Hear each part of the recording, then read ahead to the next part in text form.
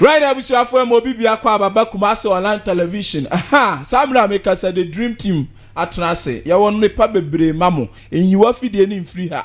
Had the Amacachuas and do Crotrodo, the free yame, and ya bay yan shish and yan yazan, yan your buka tower hat, yan tram futuro will be any wahada. Yatnas in some bebre, and ya deba. Now this year, ya wa February, ya prophet of Pata for a Bahabeka say. Asofofo nyina ka sex tape wadi ka sha home come January say beba into obia hweye na asofofo nyina ka ho ma me kura me gigina mu say na da obegu asofofo ani ma say prophet opatafo enso aka say anya sa wo ye wadwuma ya wani bebanyam samra make sense sama si weekends try ne ya basesi a orofo yankumo je friend prophet opatafo me ton sadia from 27th of March 2020 year. Watch night kesie bi ekoso ewo Kumasi Abrepo Esubonten. The baby awo bia so wo Accra Kumasi Tema Tamale baby awo bia African kro bia so ahwe mi bia bre Kumasi. Na sa watch night kesie onyame ede ne nsa ebeka ne ma. Say yare bi na da so kwada na bi na da so atiti bi na da so. Bomodin na fo haw no eni amane ni nyina bra Kumasi se bibi tire wa adwene so na po obi eni wa susu wo ha ho a bomodi na fa number ne ba ko ne frɛ me ye hwe wanim ɛyɛ de 27th ya yankopon hwira abjafo mo bibia kwa aba sane medika ma munya nante no we can see obema bi sofo panyini bi eho atwi a de asisi no ya na eden araho na menye nkap kofi akwa aba meje so say kofi empom ti say yesu adom bibia kofi weekends wo de newsroom ne adwumam ha de edru weekends awan ye jahama na video say ba me ba video say bi gu me phone so sum ha no de asem na esi weekends o say kofi ye na o ye na because enam adwuma ye enti de bia ya so ene ye ne ye bie ne han say ye tie nsam na weekend yi say ne ye weekend ana ye hu pictures bi ni ade ne nam social media say eh na wesu we na voice bi e tato ne say eh say papa asem obetena aka e fa say step asofo bi nim kura be ka hu bie no e bi esi brekum Ghana haya brekum ana osofo ponkese a uko brekum bia oboni dia obi a wo brekum bia o the sign kofi pedi never did tuja oh na dia ne number bi bebre voice bi de chile kura na friend Owusu Kwachi Apostle Owusu Kwachi Apostle Dr. Owusu Kwachi Dr. Kura Kanidi no ponkese pa o na dia na esi a uko brekum a yensi ni form na ni chire mu ni ntie mu nyana ne se asore na wo ye enva o ano se oko malam ho no akodi se tumi o se suma ade aba be kata de ade aba bua adwuma na wo ye na adwuma na tumpon ena oko he na wono so efil se obetima abo ne nti wo bo ano enioma hyase ekoso eyeyi ena se wo kwaje ade ati se isu a wo so de abo ade eden eko ma ohunu se de oye ma na aso wani so fu atiye ma arevie wakatra sina ekoye ma no asida na anko asida de anko akwadase tese mimi na wo be yemi sei tumi na wo di adwuma no me na me ma wo e ma wo ramfi na se wo kwa akoye akoji sumani ade de bebo asore no malam me ma ni dwa ne hu nyina naked oi sport crunch no enlo no okodu no boxer crunch enche ye wo mu no dwa ne ho na dia papa yi de kraw twa ne mfoni na ode to aboade ni my timana me buofo se me na wo ba be mi sei ene som je ene weekend we there social media so ye hyehyehye cha so fu pon jina ho ne be mada so ne abia for picture na mo hwe no se kofi poku na ha be ma hwe se ne so fu pon wa hwe ne be ma so nye be ma bi ese na so bia sa ko hwe we na gunya me adwuma ko senya me adwuma na ye by force aye by force unya 2 minutes od be ye adwuma aye by force so obeso otu ododi ya dia emfanya midi mata ho ti ayi malam communication center ni ewu sa ho de ya ji aduro wo na wo ko ji aduro so be bo nyame adwuma nyame wa sere o se be bo ano o na adwuma nyame wa frɛ se be bo ano sha papa panimu po ni mo nyamfo sofo wadi ami o brekum fo mu ndue ni bi he sofo no be madafo na esini trase kofo araho abusafo nsama esisi wa Ghana ha no prophet opatafo be kan say asofufuo nyina ebeto wo nti obi anya hweye yenkotie de prophet opatafo kan say ye hweye na asofufuo nyina ka ho tie bi se Kofi Poku na edi ntura opatafo enu wa kadada wo se wa yi mame wato se hwana ye mpanyifo yi sei Nano so the besi sanya ogun painful any man say let me tell you something it's a prophecy na ya dibi actual no Bible na e confirm here enya Ghana nkwa na sa de ne beba oh say step ni actual Bible share prophet Obadafo sa enya Ghana nko we are seeing now beba so many places now all the African countries sex tapes and those kind of stuff and then the other Western land also ebeba. Oh yeah. Ghana nko. What do you say? We are seeing now. Ebeba baby ah. Na dey share sentem sa. Oh, ehfa na mete. What Ghana? O say atemu oni share, e be share free fa. Sorry feel. Sorry feel, yeah. Enti asori feel di free info so. Yeah, we so for so one. Sir. And sana abansole maso na tie sia bon. Ti me from say Ghana na mete no. Ghana na ema sorry few. Una ahwe ha. Na me ha. Nti ha na start first na nka trade to baby. Na me grant ya say. Ha. Abusuafo waya obi bese ala tani bese waya wasuma adene na da hotrodu mesre de abese wiem no obi anya careful na nyamedifo no okasa bosome mma o okasa afe mma o mesre mo obi anya hweye o prophet opatafo afe eya ehu o Kofi Poku o prophet opatafo afe ano no aka eya ehu dodo o ayehu na de hame de se eham se yemedo papa ka asem a enjo ene na me nwanwa no because that video kai no enche yo ya de to ho hwe date na be 3 weeks enche na ya asemo abusafo ye di akira yamle no kwa na eko Kofi de to so biem prophet opatafo the true prophecy o ye in January oka say afi ensuo ntote say last year no be ka say ensuo beto wild ensuo hu hweye wasi afi de epebesia ma ensuo nyina twitwa na ne na ye hu ya na say sia Ghana men amani amikuma ase ayati kuma ase hade enfuturo ekuye no enfuturo ni ahyew bi a abaga na ha no Kofi minim asem no okopejabe asem no okopejabe why the wo Ghana ho se ba bi ote ne bro no sunsu ato why eno so wo Ghana asem ba bi wote ana ba bi oye adwuma ba bi wo ensu ato enye ensu ato ne se apetipiti o ye ka ensu ato mfi se atopa Ghana ha de oze Kofi ayaro so tesa obosu okura ngu o ahoma chekura na fifirete o ede wi pani sam da se aya pasi but aka ahomache de aka wiom ye nyunu kaka na bosu obi agugu se si akra de ahomache kura abo no na no kura na fifirete o na de akra na abese wiem edem pa asefo no yedum kane akra de ne na asai kura abusafo yenkotie prophet opatafo ne komsho ka se nsuo ba wiwie betwitwa sisi ne nsuo ba wi kura yenkotie bi yes nsuo bebre mti na obe collapse nsuo bebre ahwi bebre afi obe hwi bebre obe fio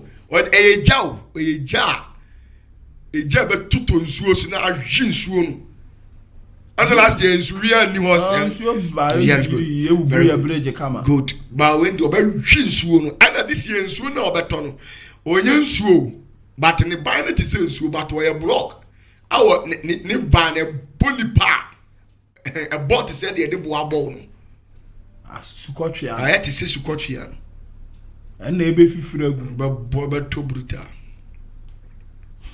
ya sem Kofi ewia na wa hunu wanamo yes papa ni sane ano ma eba no die papa ne pese o ye ne this year no ana da ho no samebua kofoku bone tofa ya solution ayarosem but ma me fa ha na menwie asem no bra hwe mo a muso me nyame asofo no muntie ni mo a mu firi nyame ne de ye chia mo adwuma no ntonkoso na yeso eta machi na mo a muso mu kodi bibia fa akire na mo de abo nyame ne nyame onzuma o ompa abo onzuma se be bo adwuma onu a woni tumi ode bo adwuma dada na wonim de wayi won a ode tumi ne de ahye wo sa te se prophet opatafo ana mu gum wani ma sisa ade na mo pe wo funti cars ni nti efie ne ensase na beto nti ana na nim guase mu gum wani ma sina nyam nwa nyankopɔ na yi mu so krata mo a mo ye sa de mu hwe ni ye pa na mu hunu se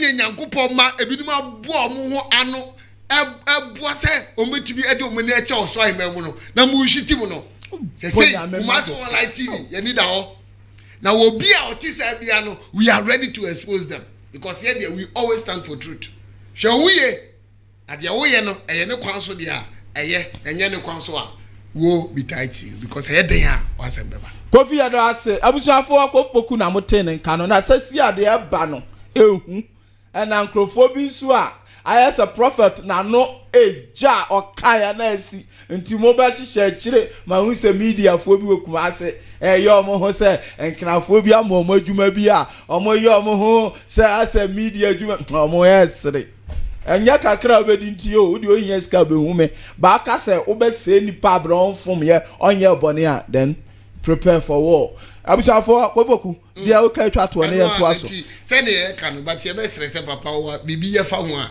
epena no ode abusafo tie we ye ba sisi a orafo yankumo nche friend prophet patafo me ton sadia from 27th of March 2020 year watch night kesie bi ekoso ewo kumase abrepo esubonten di baby awo bia so wo Accra Kumasi Tema Tamale baby awo bia African kro bia so ahwe mi bia bre Kumasi na sa watch night kesie onyame ede ne nsa ebeka ne ma say yare bi na da so kwada na bi na da so atiti bi na da so bomoden na for how no ene amane ni nyina bre Kumasi se bibi tire wa adwene so na po obi ene wa susu wo ha ho a bomoden na fa number ne ba ko ne frɛ me ye hwe wanim eye de 27th year yankubo Israel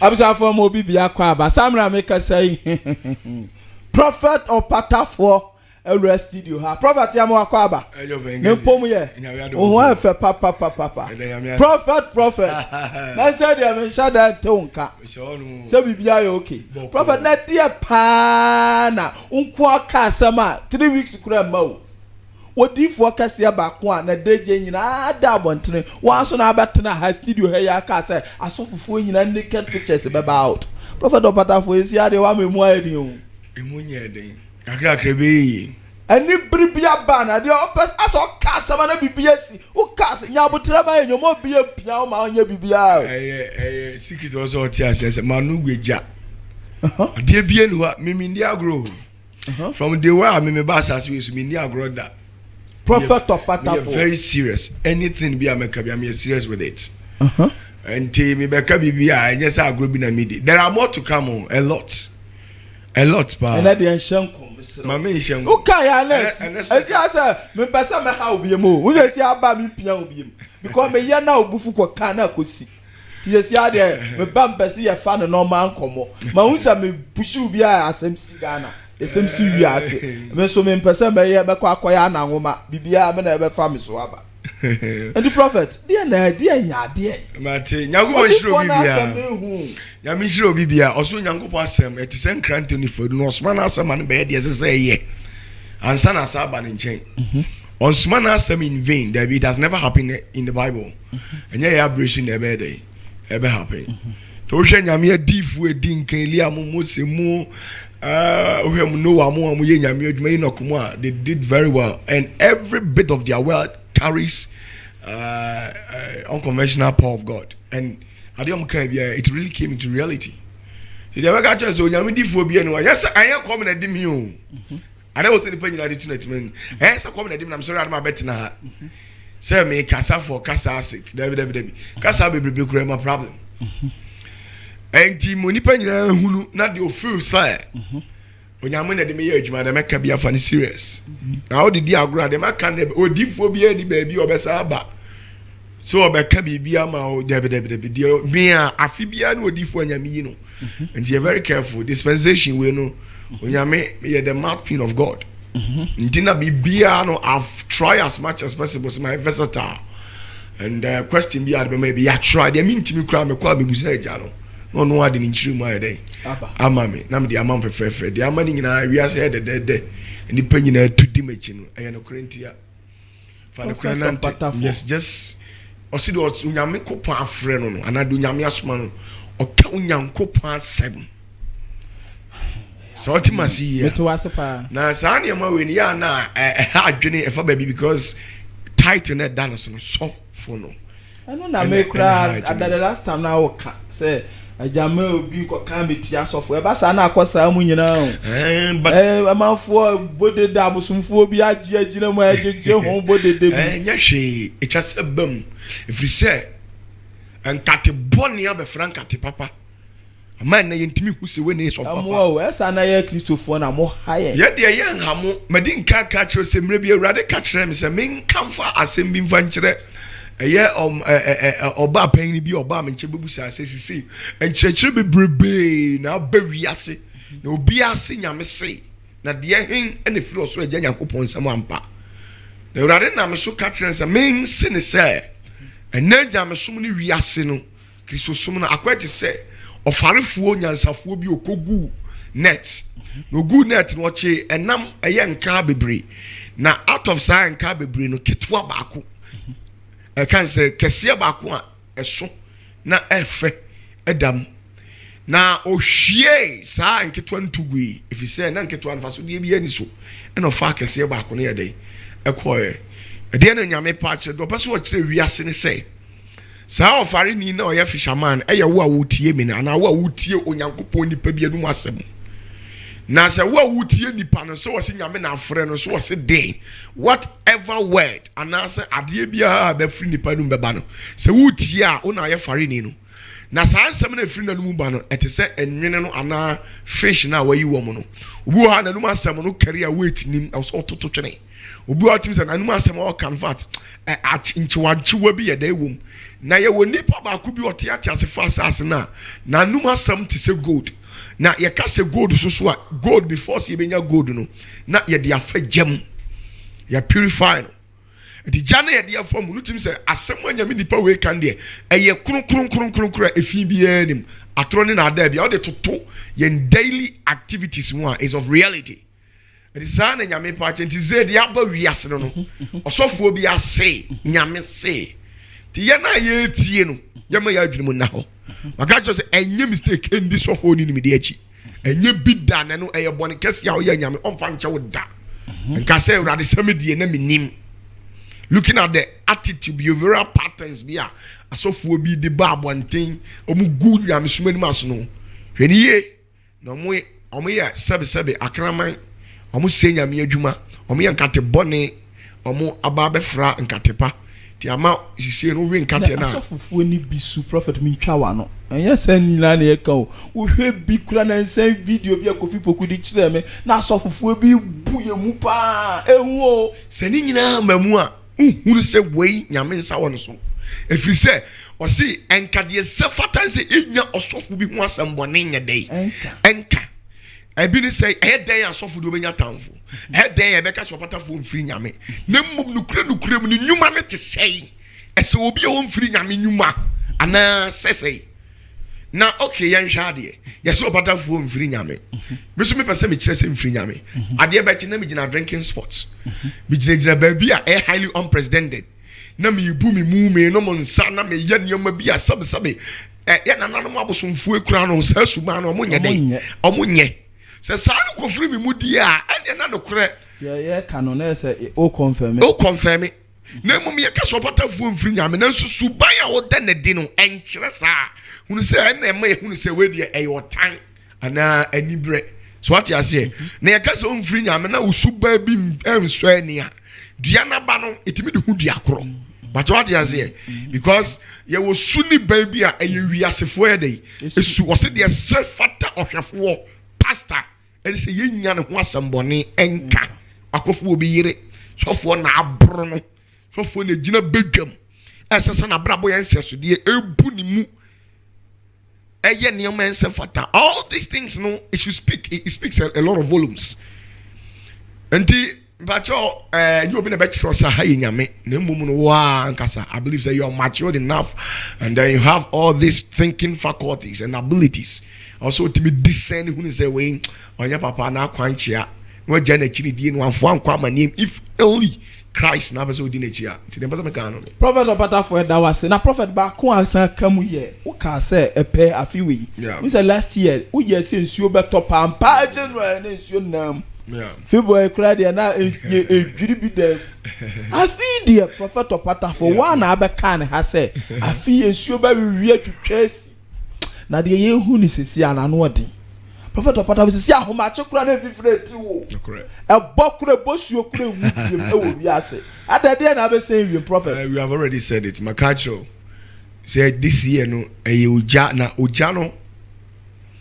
Omonde bosu okure hu ahomachi o aprana na fa wianim nti aprana na fa wianim sana e bo assassin su directly nti nam na sa ni nti na ma awrade ka chere me say awia bebo e obi amebe nyame o me kan se me awrade akade a chere me a so ka bi chere ni pabu asase wesu aka nim de beto nipa no.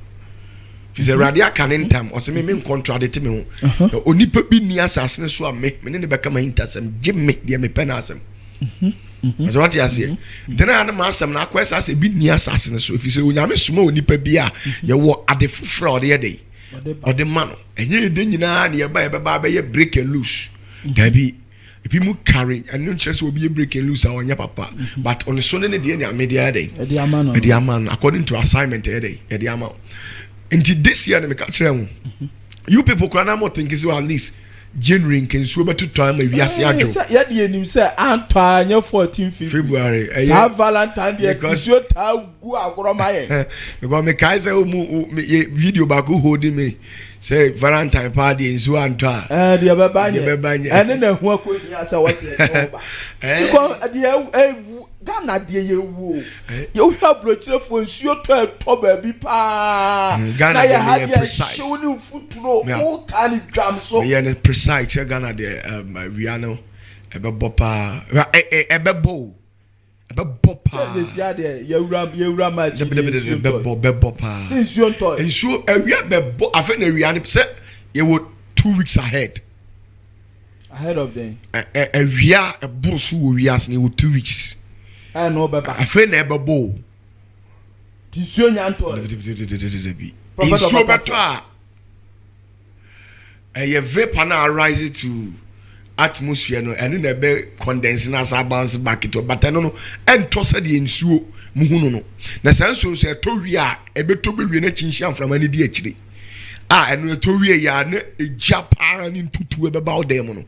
And Kenyan can talk rank on also. I know other India. Sana Yamia, if you set time and so ye or be a reaction could be. A man Suakas in our no more genius through one minimum. And only now what they know difference when someone who is what Yassino. And Tipania twice Ghana has Ghana for 1 year. There be some mature will be a Mopa say, ye and the drone me a true prophecy. Mopa, I am into continent, mammy. Na bin tro continent bia de besi ana amufu say country amo ededa makoma so no ka me I'll tell you people de besi o empire so we no kafra ntina ya kafra ntina mo de mo yene sa ya de ya pepper Ghana de ya pepper epifita hey na sa pa de come na mo besi na bi kura nua bro tomatoes kura bi ntimi nua aka fi samreji fibu aka bura ba bro mo no ya we say asem kesi bi bewi as na mbese meka Ghana ha na wi ase yesi a wo asem no ya na ya mpese obekika bi mu o kan ya na eba asem kesi bi bewi as na mbese meka o de ma me hold on na ye den so afa ya hold ya na ye nche ye den so ameka afa ya hold ya na ye don't worry meka don't watch that ye and don't worry meka enti no awia de ebebo pa awia bebo dia ye nyina o awia kesi bi ebebo awia na wia ba bɔ no tim sɛ wia ba bɔ ma wo sɛ wia bɔ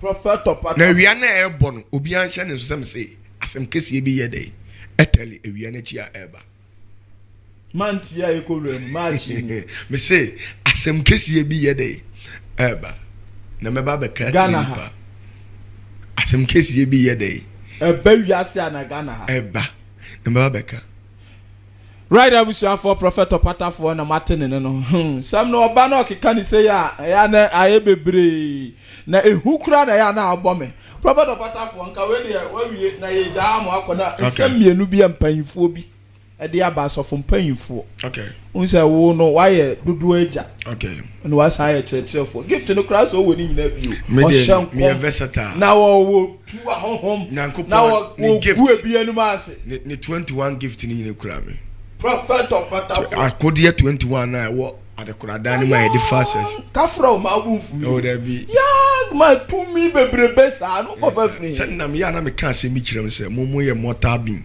ana me yɛ hyehyɛ me ya hyehyɛ me o prophet opata for mo nti mo bɔ kɔ pre adoma kyɛ de akɔsere ba me nsere gift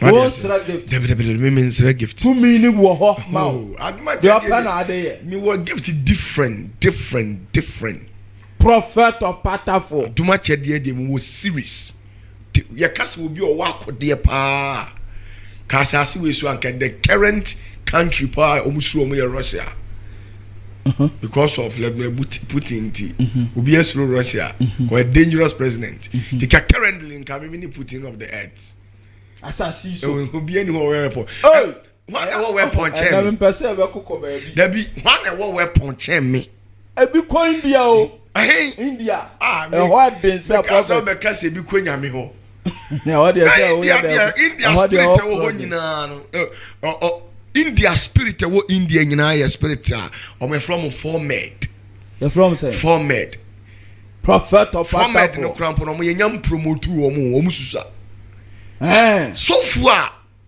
oye apprentice na otimi ko India kunu na me amitiwe me nkra mante o me nkra mante o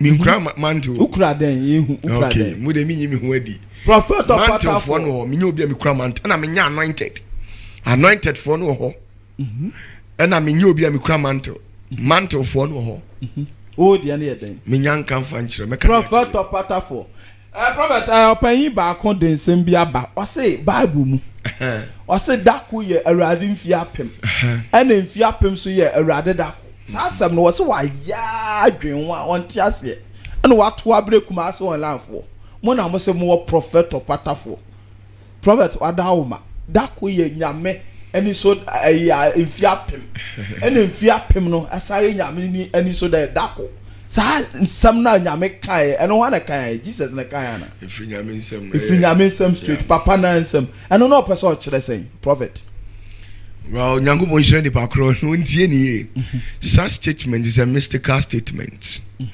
and it falls under you can say the mysteries of the world and such statement no nyankopon ka such statement no e define the ability. Such statement defines the ability of God. And you're the first thing. Secondly, this statement defines the existence of two kingdoms.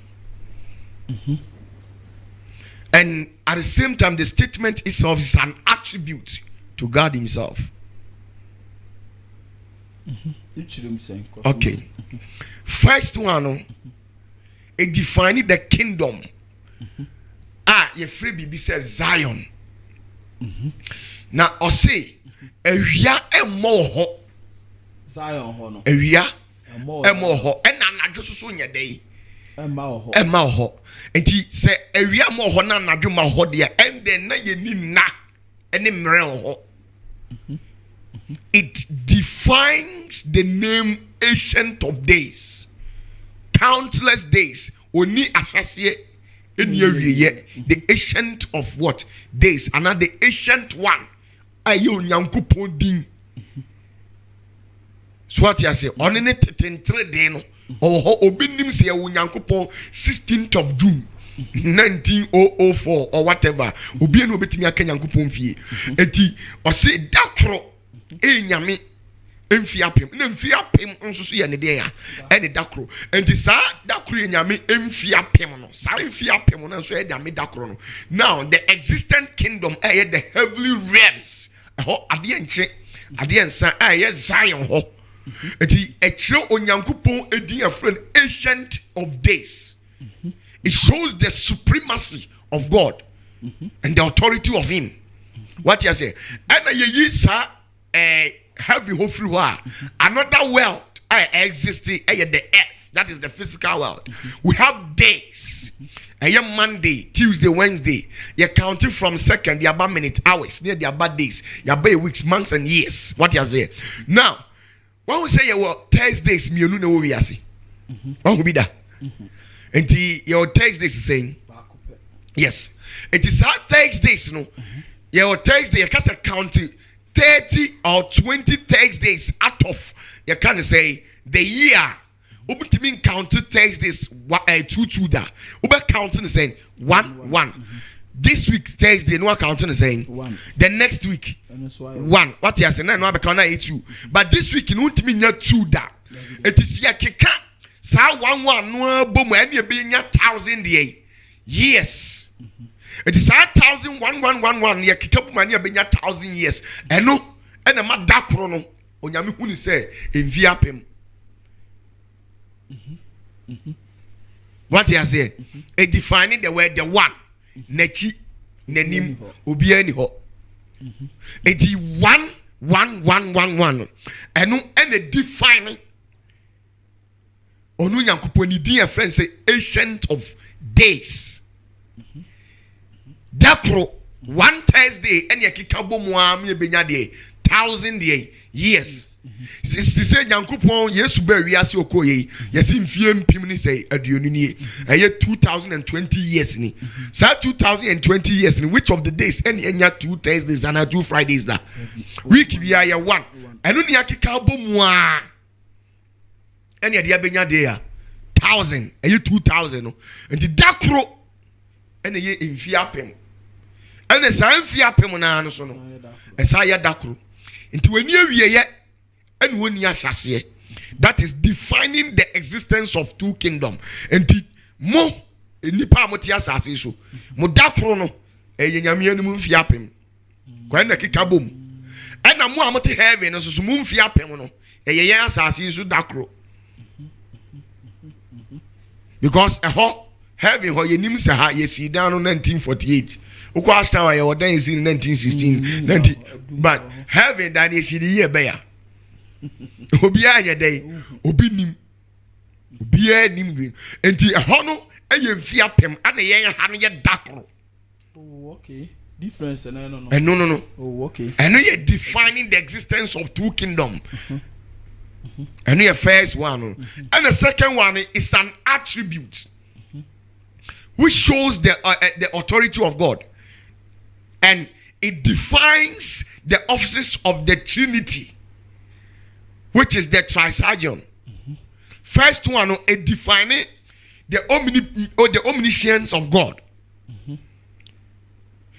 Second, it defines the omnipresence of God.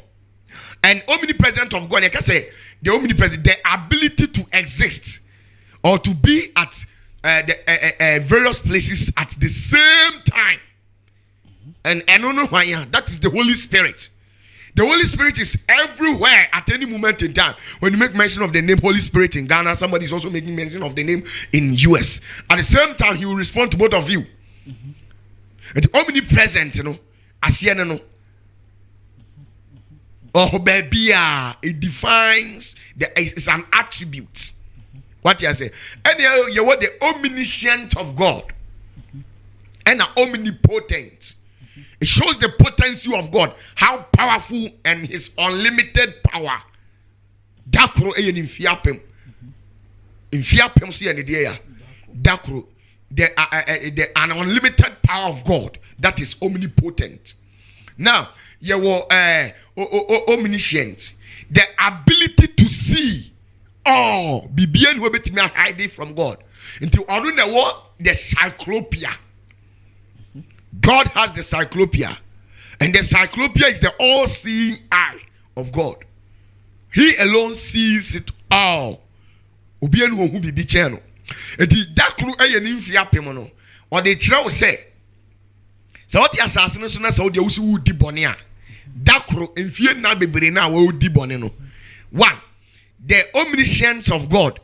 Baby awo bi a wudi bone bi amane nya wadwe se nyame wonye den. Oni ho na woye den. Oho. Two, amane nya say the omniscience of God. Amane nya say wo hu. No, when you bring in as why they oh, okay. What you say? Very good. And the money in your agent say, who did bonino and Yankupon won't she one intino? Money your all powers. Now, only the power, the omnipotent of God, the omnipotent God. Or to me, chain depending on 2 years. So, what the bonnie 90 days, sir, and 90 years, 10 years, sir, and money your say, Yame, wahoo, not Dakro, a yonunin fiapim. Nemfia pem so no ayo nani so dakoro the one day or the end the beba. Two, ebia wo hwehwe nyame anim nyame anim na hwehwe no hwehwe nyame anim on paibom the paibo no wa ba office wa bompa be 3 weeks 40 days hu nyame anim nyam ma bompa ya 30 years ni still minya yafunu mu ba nti wa ba mu abu a sa 30 days no papa no otirem sa ehon no yenim 30 days wo ho. We don't have Monday in heaven. We don't have Thursdays in heaven. We don't have Saturdays. But all day long, no light and no area. Onyankupo animu nyam ni Kristo animu nyam na asene nkronim. Nti ya so abompa 40 days as 40 days na wabo no. Ana 40 years na unti unyam ba nti waba mabuo no. Eye nyame ani so de dakoro pe. Nti say ya so ata one day mpa na waya dey. Wabo no. Did you hear free nipa ho say consistency. So nipa tokoso aye de sefata da mamonya dai mo mre ho fisa papa no wanti ye tibire mu di wo bompa 3 days aye so abompa ana why you fasting there be hono you need 3 days wo ho. So what I say, and firstly these statements 1,000 years oh nyame me one day when nyame me 1,000 years no, it defines the existence of what the two kingdoms, the eternal world and then this earthly world. And then it tends to be an attribute. It shows the ability and the office of the Trinity. The Trinity, you know, first one, the Holy Spirit, you know, He's omnipresent. He's everywhere. He's everywhere at any moment. Baby, yes, the ability of the Holy Spirit, you know, baby. Any of the omniscience, He sees. That is the God, the Father. He sees everything. Don't think He doesn't see. He sees. By one day, and they were I can't say omnipotent. The omnipotent shows the unlimited power of God, and that is the Jesus. The power that Jesus have will be unlimited Jesus. Okay. What you say? It's here Revelation 21:23. Revelation chapter 21 verse 23. Adisem etie aduonu baako. Enchichemu aduonu miensa. O say. Na ehia se owia na osrane be pai ewokro no mu. Ote. Ehia se ewia na osrane defining the existence of two kingdom. Ehia se ewia na osrane be dey. Ebe pai ewokro nim. Efri se. Nyankopon animonyam ehyen wo mu. Onyankopon animonyam ayede ya. Ahyen wo mu. Ahyen wo kronim. Na me kire wo no. Na ne kania eni ne dwama no. Yes, eni ne dwama, that is Jesus Christ. What you say? Now you heard the same Revelation 22 verse 5. Etie de onum yimunum. What say? O say. Na anaju ni ho. Anaju ni Zion. There's no light, there's no night in Zion. That is what culture said, and it's of the truth. Na kania ana owia han enyi. Kania na owia eni heaven ho. If we say. Awurade Nyankopon be hire won. Awurade Nyankopon be hire the New Jerusalem. Or then the that crew it defines the existence of this kingdom. Tia Hanu say Riana Waha, he say Anopa Riana Bo, Sa Riana Qua, Exumia day, but heaven on a near Riana ho. bibia ni ho nyankopɔn ni munyam na hyene wo kuro nim aburo wiaso nti a define the existence of what these two what kingdom dakoro enyame fiapim 1,000 years in heaven, no days there, 1 day in earth, because there's days here. And then secondly, it's an attribute. It shows the offices of this Trinity. And I'm sure on the Trinity, the first one here, the Holy Spirit.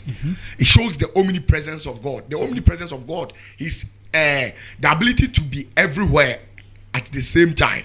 And no, that is the Holy Spirit. The Holy Spirit is in America. The same time he's in Ghana. Yeah. And to be bumper SCC, I'm saying bumper SCC, and the Holy Spirit in yes. Two, he is omniscient, which means who are there? Yes. What do you say? And omnipotent, the omnipotency of God, the two mean the unlimited power of God is Jesus Christ. That is the Trinity. Okay. What do you say? Right, I for a dama, prophet of for a dawase. Na ba ko etwa to na yemfa esom ne mra wieye. Okay. No ye prophet opata for asem we dey be dani asere me so ma asere. The woman is a prophet. Asasi su dey yenim se dan akekawa e wo ye ho. Okay. Na yenya aka se be di Kristo achi ne so dey na wo se ne pa ewom bia yenya. Okay. Ye hwese as a Christian. Be den na himam yetimi awuram bi. Benimsa asasi su de edan ya yebetia obi kokuti hoyi edan ya nanso ebe wo no ho. Okay. Ko me ka so skani ni ko bi sa Jesus.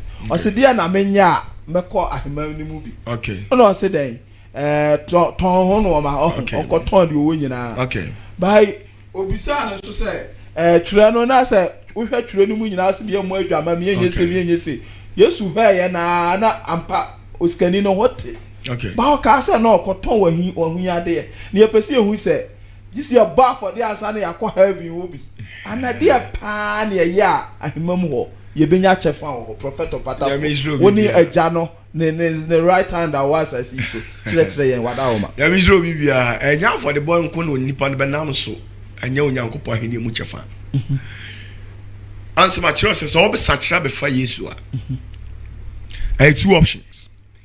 If you want to enjoy the wealth, prosperity, or the riches in the kingdom, and as a person, ubedi edewo nyamemu, but heaven our peswa, and so no kwa. That's a format me no mum now. And two person who did that, oh nyamemu now sako heaven.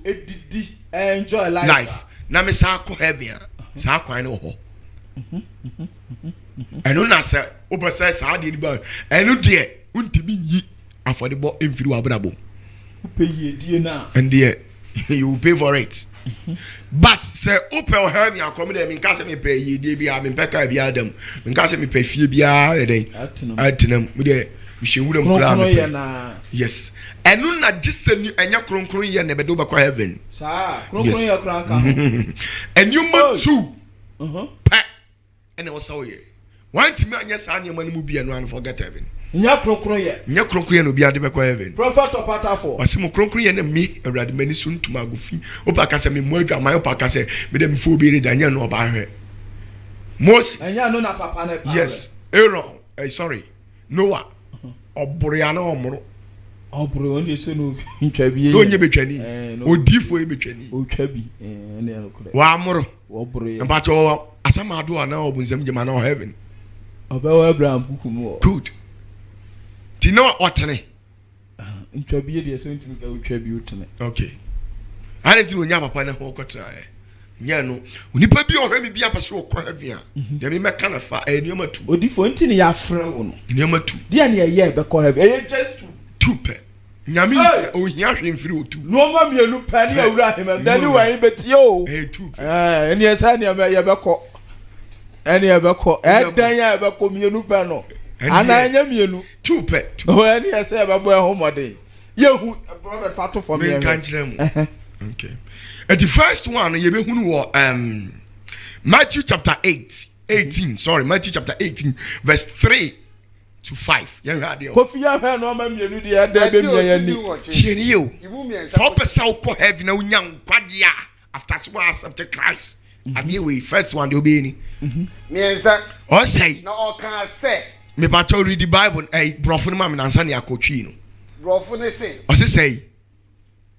And said. That is Christ. Jesus said that what? Verily I said unto you. Except ye be converted. And become as little children. Ye shall not enter into the kingdom of heaven. Ye shall what? Not enter into the kingdom. No, ye shall not what? Enter. Not just is a command. Yes. And a promise. Yes. So what may yes abofra ura heaven what da? Hey. Ananya sa. Kai chi no na ye na. Simple 2 pay. Huh? Say a 2 pay. Prophet Patafo. Ah, now is here na we kika. Also odi aka wo so untimi nya sa abofra. As our command is wo. Yes, o hye. So untimi enyes ete so akọ wale oba. No, so fi sa wale no untimi ntra se ye dey. Pack oni ama ne ko. Dabi enya onko awale. Akọwale. Wa ware ye wie no. No, oni ahobra se. So fees dabi. U fees se wontimi nware a. Ko. Sa no oka. Yes. Kofi ye sisu bi. Na okan say. No can say. No kure me se mo say. No kure me se mo say. Mo anane na mo anye sam amofra a. Sa mo anane mo amutim di mi Yesu atimu pa bia kono. Mo anane anya mofra. Muntumi nhyɛ ne ɔsoro ahini. Ɔsoro ahini ni bacha mu nsi hɔ. To aso. Ɛnan. Ha? Enti obiara a ɔbɛbrɛ ne ho ase. Onipa bi ɔbɛbrɛ ne ho ase. Sɛ abofra yi. Sɛ abofra no. Ɔno a ne ɔkɛseɛ kura ɔsoro ahini. Ɔno na yɛ kɛseɛ ɔsoro ahima animu a ɔbɛkɔ hɔ. Enum.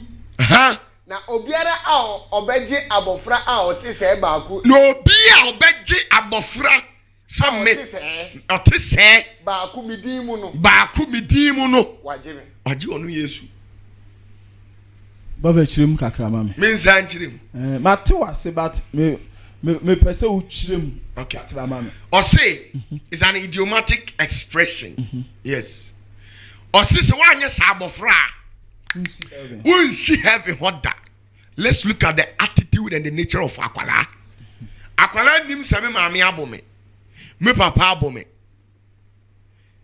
said the akwala sitie bia no soma no obeye de ya obekọ akwala nim se me papa abome ntimi nkọ me papa ho akwala obebu no a ose wo no ye aka no hohommo ne tinimu ene no kore cause akwala nim se me papa ye dey upatia oba ne kwa adwuma oba hey daddy ni e obeba onchen enti onipa bi a woni ahobrase oseme de ye mmome chem so nipa nyam kwala saa o na ade manima ba efom mehu aso ade na wa ye ne nye ye twi wanim a wo accept on enter kingdom ho o nsi ho yes for because nyankopon atem asem no yenyi aten yenka ni mu yenhira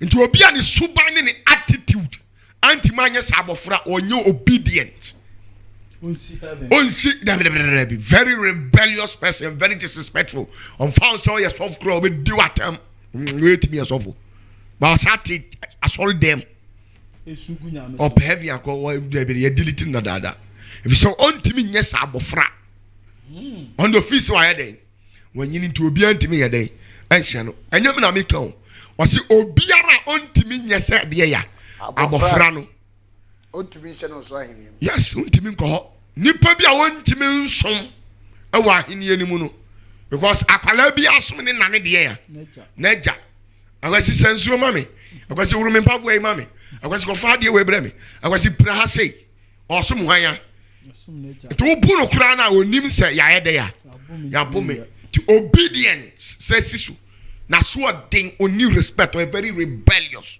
onko kra on kra de onko oda kuro na chi whosoever that shall be humble himself as this little child yes obi obe te sa akwala we no the same is the greatest in the kingdom yes obre no ho ase ohwe na brabo hwe ni ma brabo pa very calm the first one no sa enyam na me kai o ana wante oh mate pa so obi on timi nyate sa abofre no nko ho to office wa nyina amsro akokoro na chi ho na mpemfu oguo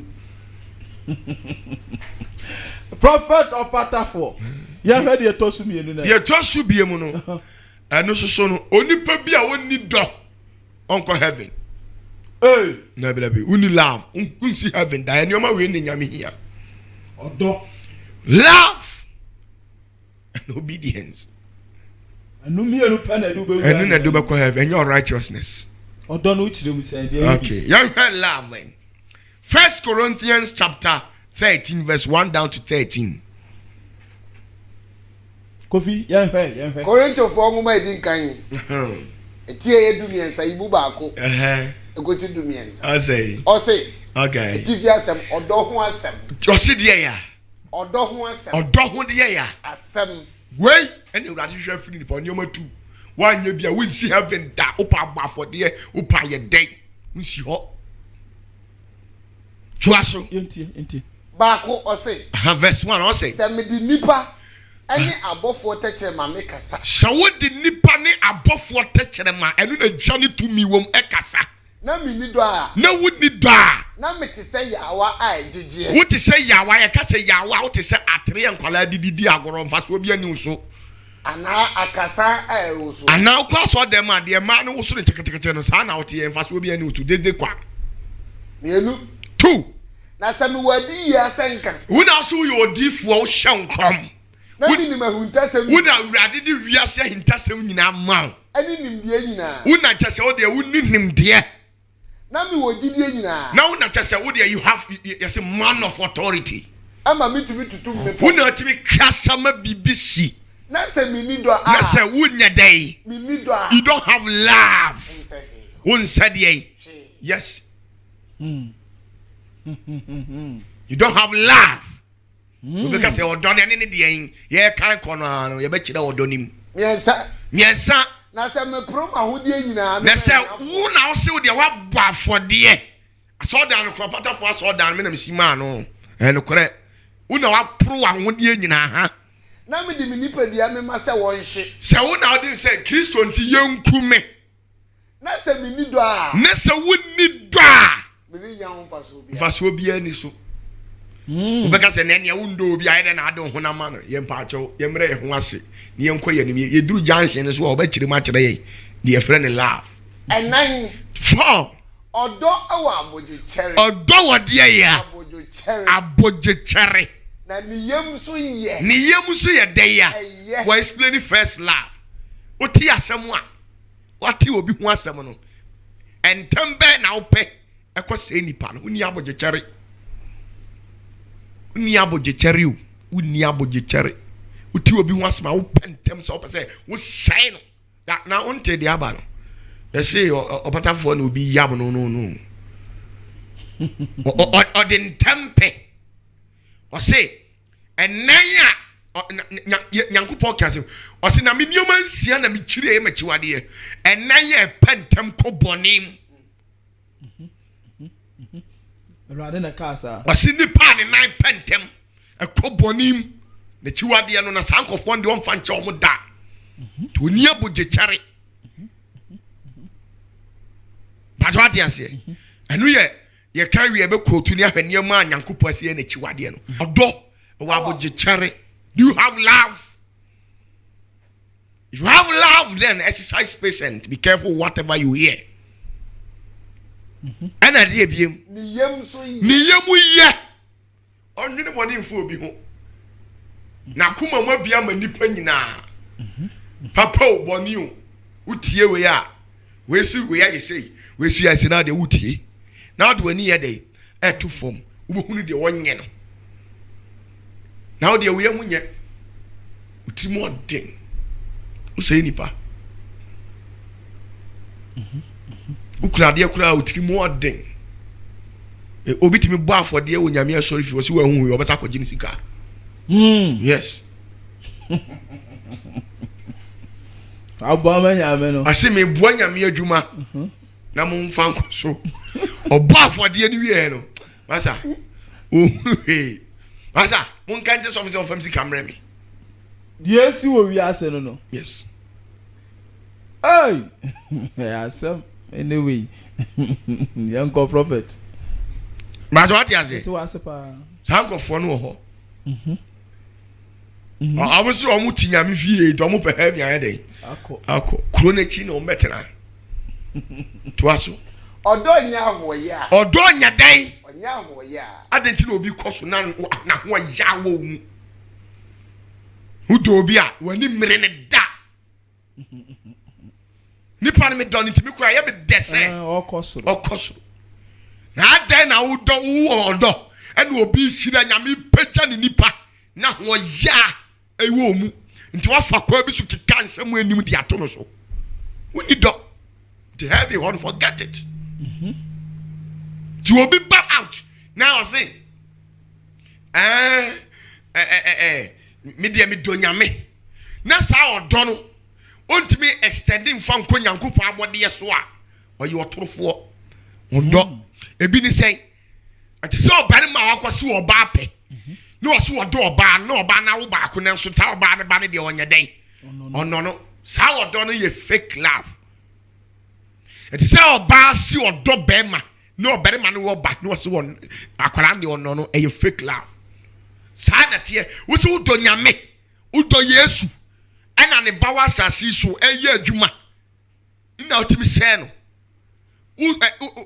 ne ho yaw ade a wo kan ni mpefe se nya no kre ma wo pesa wo se no na tarnish image udo obi ene nti wo elder wo fi se wo elder ade a wo ye especially Church of Pentecost CAC and the rest wo hwe the way elders ni bi ba adwuma na bi so hye akire yen se na backbiting okeka omunyina ho ya wo mumu did your monka unya heaven home da be so odo ni umuntu nwura ho cause ye ma ukọ ha we ni brifo ni setan ye pe ukọ no ma one day nyankopon adakra be wia ne cap ko wani bri nyankopon so ono num cap a gold na ye dia ye because obi okro ko heaven sisi a nyankopon ni betere so afa apamada kana ba Ghana ata beton beton kra dia ma ayifo Arab fo so I say to aso odo nya ho kire odo nya den aho kire obi o kire no too much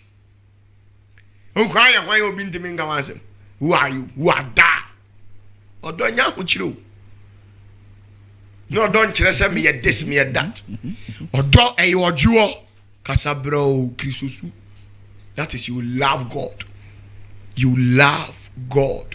odo nya ho kire he obi ni mu pa esi obi akode wo ye dwe o kire ne ho oni do oboa odo an onye sa ne ma no Kristo do bia ni mu obi oni do bia na heaven ho onwura ho to aso odo me ma ne ho so odo nya den me ma ne ho so yes humaso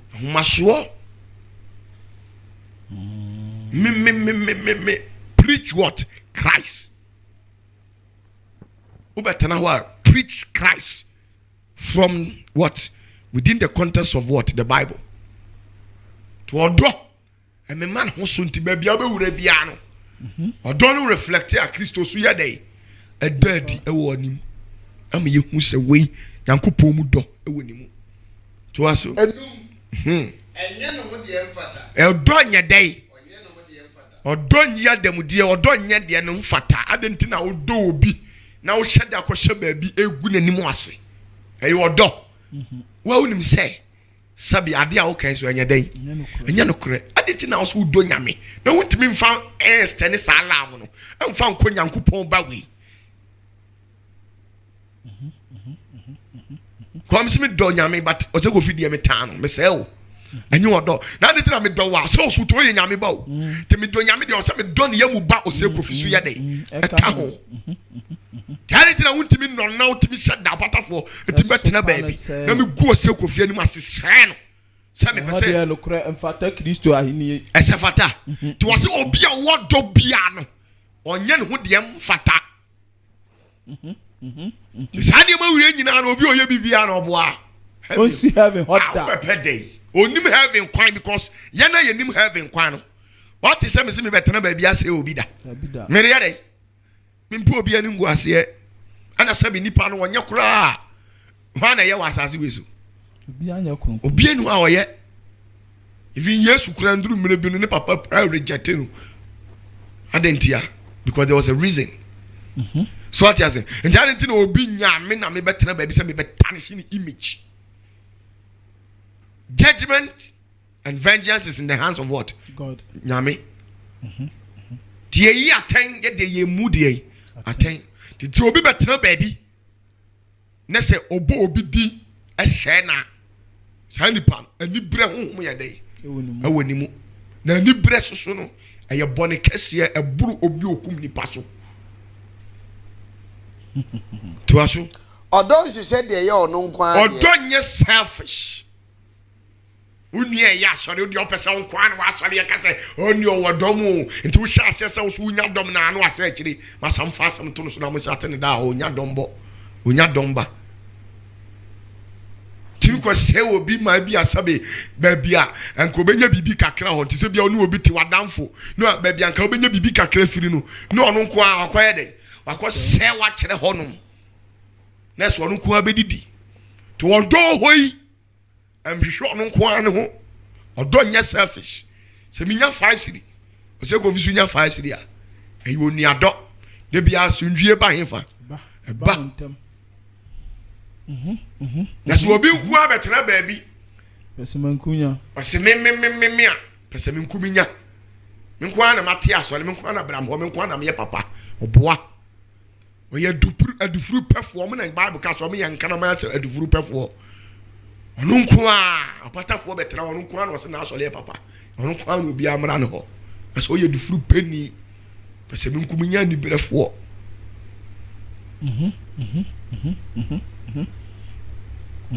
But what you say? And Tisani Pania Bia, Moboa, having once you whatever be or do be any more.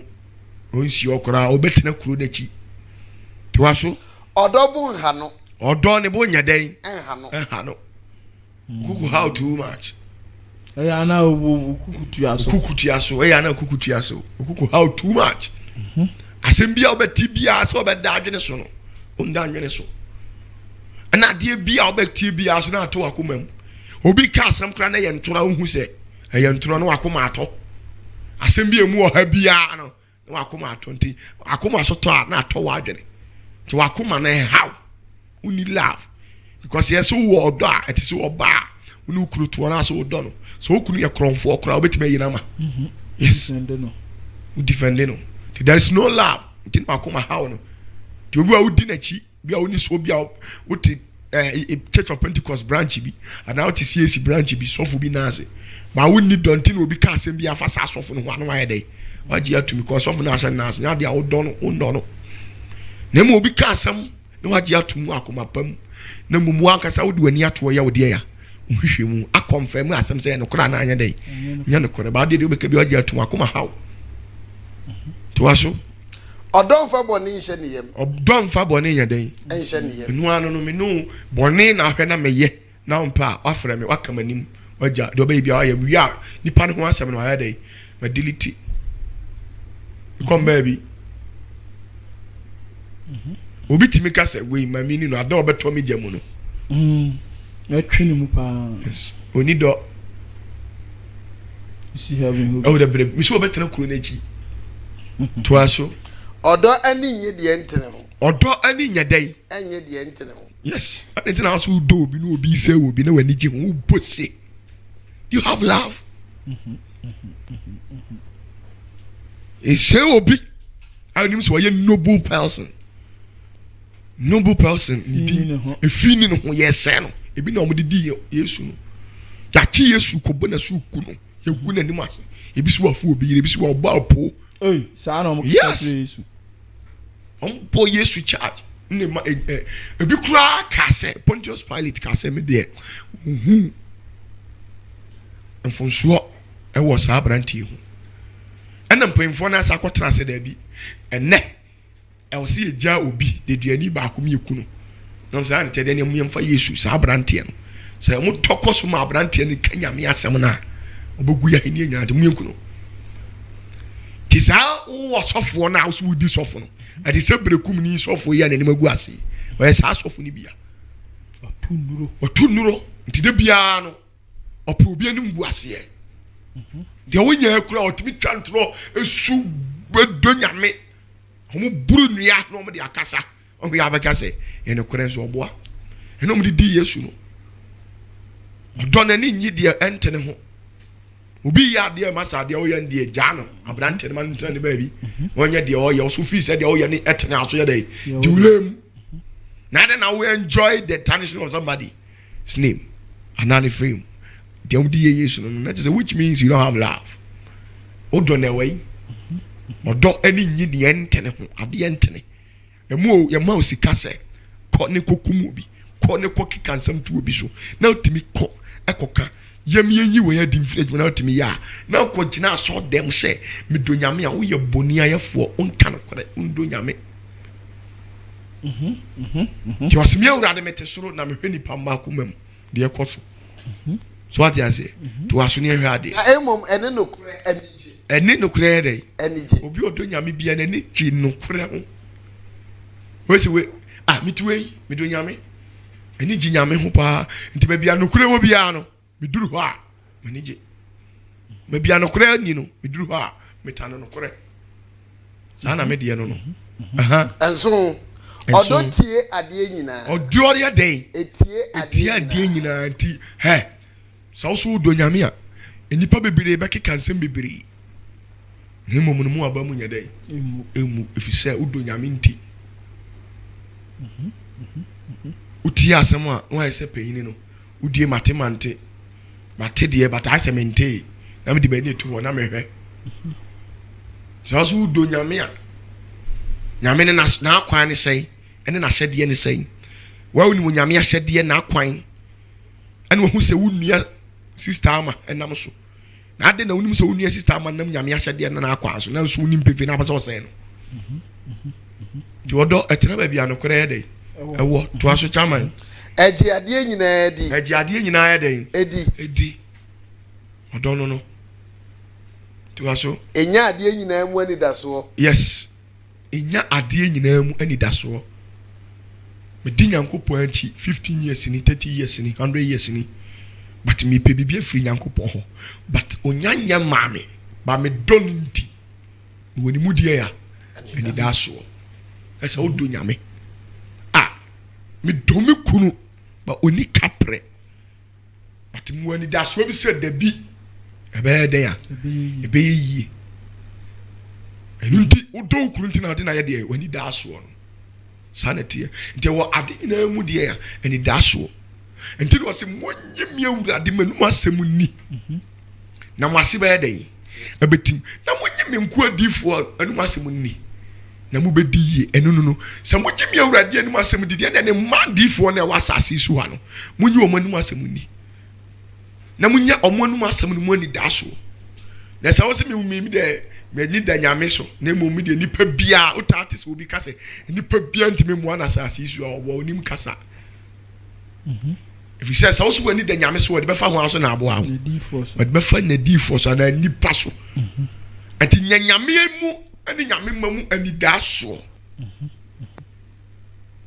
to aso eto le boase ade nyina to boase wa ade nyina mu empentem mu atan na wo judge ntem too much wo judge ntem too much we are say no doso dodo na ochiase ne manso na de bi omo bo bi din na we are say ko mbe say say de omo bo Yesu din e say daka say Yesu afo bi yere odi apobo age nkrofo sika no sana ochiase ne ma omo tie de bi omo hani po ye kronkron ba ko adom edi na chi omo so mfa kwa bi so kansem de gunu hu fi na bu ni pa bam to aso enkom hye de obegu enkom hye de be de ya nti awurade kasa kire me se de adifo ye no wi ase ebegu kasa hodo de ebejai nyina to becha na nimdie so de ebe kakra na wi ase nimdie nyina apem asa ebesa enso odo tu ntwada odo eto nyeden ntwada eho odo emu na heaven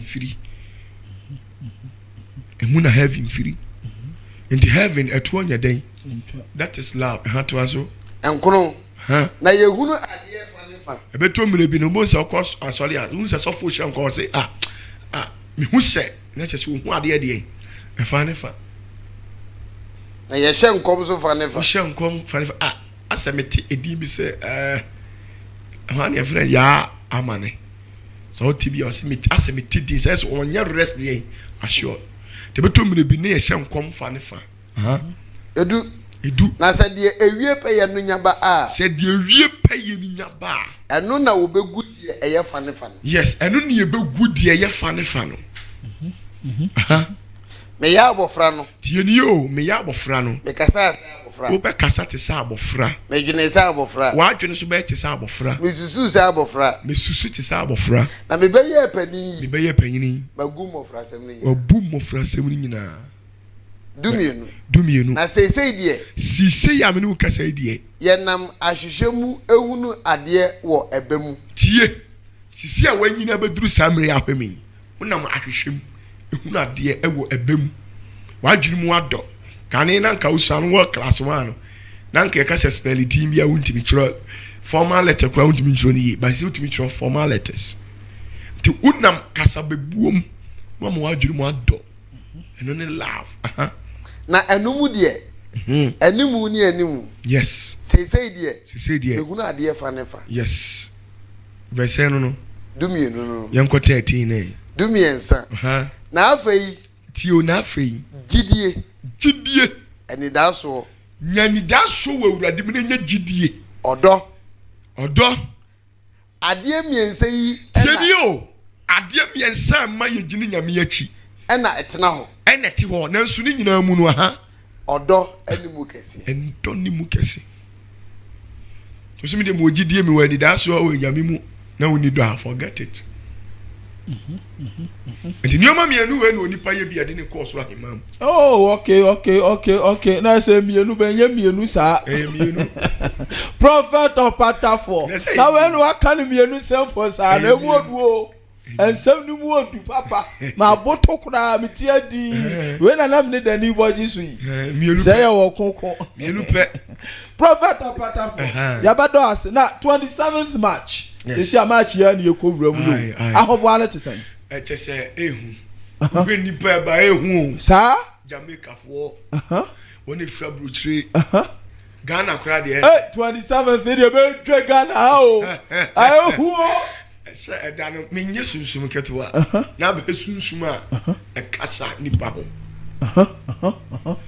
27th na me launch ruak ma melela no our program last se eno na obeti talking spirit wow 2 million see from program na say what did we was life say ani bi ne o kasa yes me bomb pay life for program na say me bomb ani paso abiebie no mat life mo beti ene nyankopɔ so woni nipa makasa 27th month life e kuma ase a free brabe bomb pay ni bi free prophet of patafo for how be a free 27 what night 27 demle subonten kumasi subonten ya I prepare subonten empire ebe say me muni me dada o peso udi nkonya o se ho na ba lunch ho ye no rurak there be rurak mamlela ne de ma lunch dada ba ho na ba uje nkonya no sa dan na obehu se onyame honhom nipa ye dey ekasa ubati nyame ne guys edan na who real prophetic no fake miracles real prophecy ye dam life kuma se online life right so se madi kaka untimi mfa nko na we kra de anwanwa ne se o ba ye twa free abupoge school guys life u ka ne ye de kamera die limu ya nyama asa u fra kire ho ba bi na wura ye twa life we get school me nya so forget wa mama dani aso aba ho no oh ye lay cable suru from girl school guys ye twa ura so dem ho e be hu kuma se online afiwe agrophobia me ebuofo no ma ye sika afiwe ye first be an bank no man ye tosa oba o ye nya ba bi fa bi mu na camera kese e officer kofi ba farmer factory oh farmer factory officer num do kofi fa mama un program tin ma so we nyina ha abusafo camera mo ho kese pa na kuto se kofi mi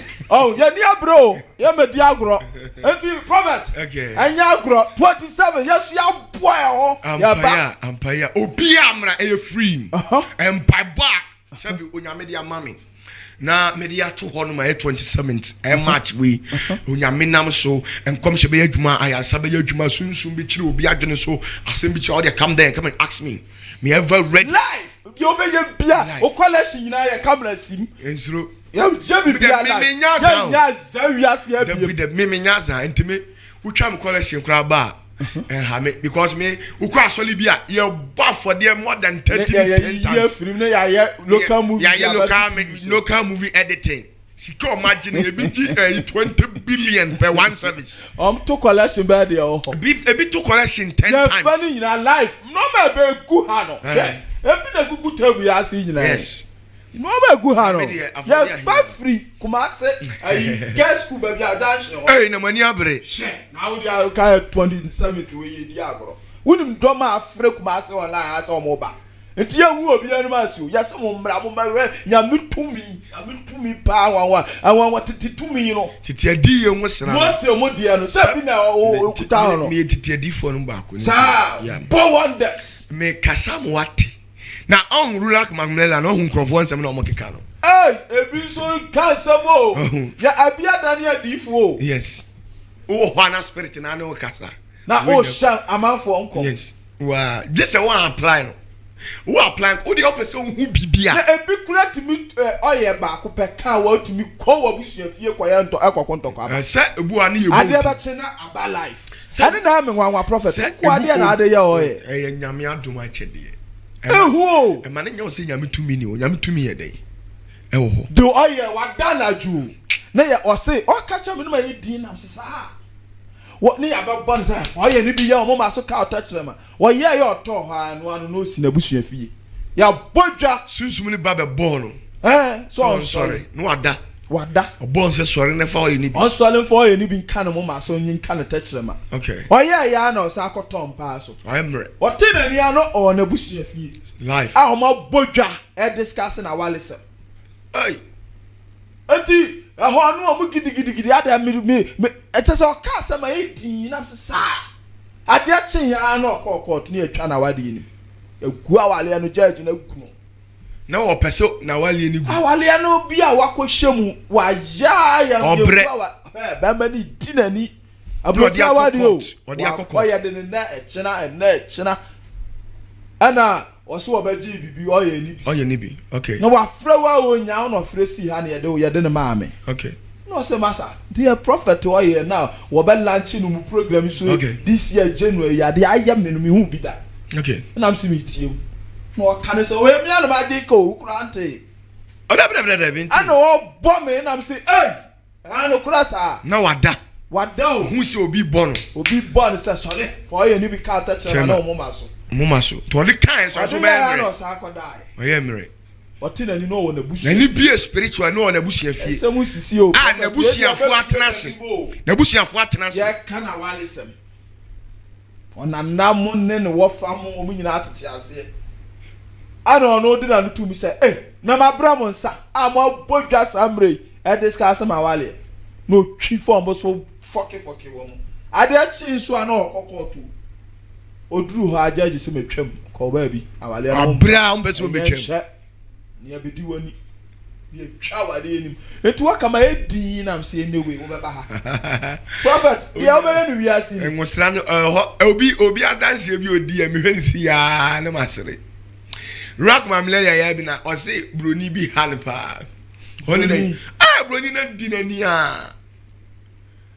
na wankasa broni ni peso ya mi yi na difire adwuma no fa rock mamlelia no ko gina kwa obata fo nya mo mi nya ne bonne hweko ode me fa so na mi nim de asi nti a oyam sa wa adwuma nim no de bi kan mo ma spray bi gu kwa de bi kan ta kira oduru fia no ayemre no da do hu ase na ni abie no oduru baabi onu ane wofa e na sa broni ni wani no ne no wofa ya wan na no wofa ya wan na ni wofa ni si wo hu we dinani pa ma me eso o dinani wi ase oba o si wo dinani enu mu na o si o hu sa de wi na do hu ya se my tintinti bi azukura sekan no obegina nche bucha se nti broni we de na apesa me no no se be ya kunu kura firo na mo nto na sa agoro omo excavator fo na mo institutions no mu I don't know contractors for ni bi no akwa no yesi jade ndi obroni kwa adwuma ya excavator no na